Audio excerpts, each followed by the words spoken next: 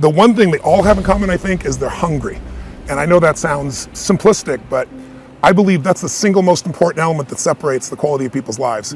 It's not just the ability to have hunger, but to sustain it. Hunger means that you want more. You want more of yourself. You want to make a bigger difference. You want to be a better parent. You want to do something more than there is today, and that you don't get satisfied. Most people start out with hunger at an early stage of life and they lose it. But the people that come to me are hungry either because something's happened, they've had a birthday with a 0 on it, they've gone through a divorce, they're starting a business and they know I've got to have a different level, or they're the best in the world and they're always looking for that edge that makes the difference. I think everybody is born with hunger. Like, there's the desire to grow, to expand, to learn, and then disappointment sets in early in life for most people. And then we look to blame something outside of ourselves. And there are many events in our lives that can affect us all. We've all had pain and challenges. But I think if you can find within yourself the part of you that wants to constantly give something more than yourself, if you can find a mission larger than yourself, then you're more pulled to do something than trying to push yourself. And pull has much more power than push. I always say motive does matter. That if your motive is to serve something greater, there is an energy that comes up inside of you. So I feed 2 million people a year because somebody fed my family when I was 11 years old, and now this year we're feeding 4 million. I want to do more in that area. And every business I'm in, that drive just doesn't go away. The capacity to strengthen and increase your hunger is the one common denominator amongst the most successful people. They've never lost their hunger. Most people are hungry to achieve a certain amount, make a certain amount of money, and then they get comfortable and relax, or to get a certain level of fitness and then they relax.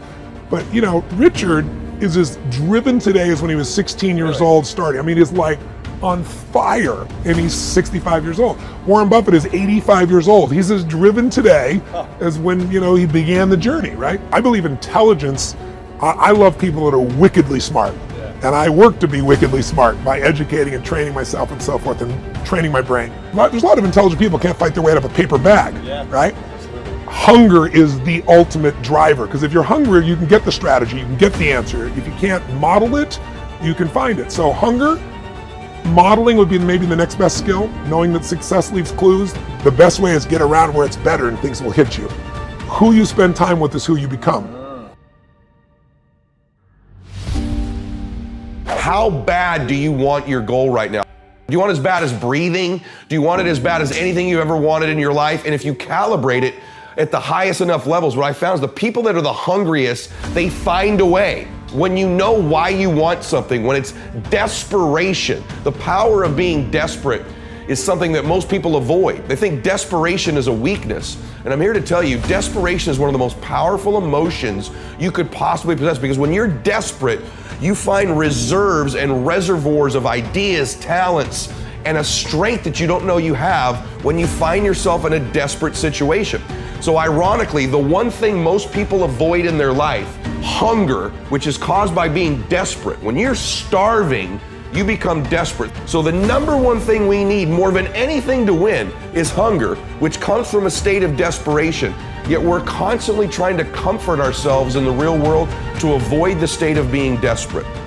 And I'm telling you that I think you need to embrace desperation again in your life. Like, do you want it so bad that you're desperate for it? See, in a fight, you show me two people. This is why it's so hard to repeat as a champion in the fighting game. Because you show me someone who's up and coming, who's hungry for that title, who's never had it before, who can taste it, who knows if they win that belt, their whole life's gonna change. They're gonna be champion of the world, all the endorsements, all the money, all their family life, all their parents' lives are gonna change. You show me somebody chasing that, hungry for it, against someone who's just trying to hold on to a title. And that's why most of the time the challenger beats the champ.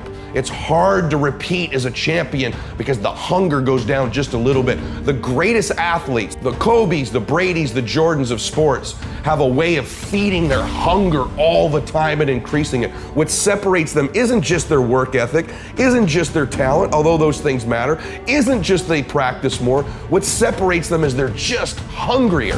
They somehow find a way as they climb up the ranks and win championships to get even hungrier for more, where 99% of the athletes lose just a little bit of their edge once they get that first championship, that first pro contract, that first big amount of money, that first world championship. They just lose their hunger a little bit.